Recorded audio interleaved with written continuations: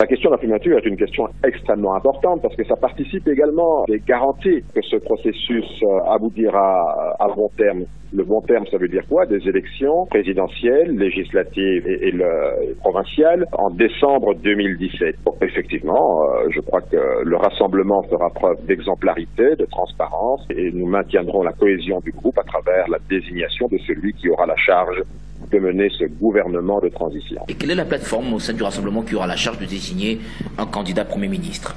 Vous le savez, il y a des forces dont le poids politique et dont l'engagement politique pour arriver à ce résultat sont extrêmement importants. Voilà au moins deux critères extrêmement déterminants pour le choix de ce Premier ministre, à la fois son poids politique dans la scène politique et à la fois son engagement autour des grandes valeurs de liberté, de démocratie. Le G7 est candidat à la candidature. Le G7 discute avec toutes les autres partis. Nous souhaitons, avant toute chose, qu'il n'y ait pas une querelle d'ego, qu'il y ait assez de sens de responsabilité pour privilégier l'intérêt supérieur de la nation qui appelle, comme l'a fait Moïse Katumbi, que ceux qui, quand bien même auraient-ils des ambitions légitimes, les mettent de côté pour prévaloir la cohésion du groupe. Plusieurs observateurs disent que, puisque l'UDPS a le comité de suivi, elle ne peut pas être candidate à la candidature.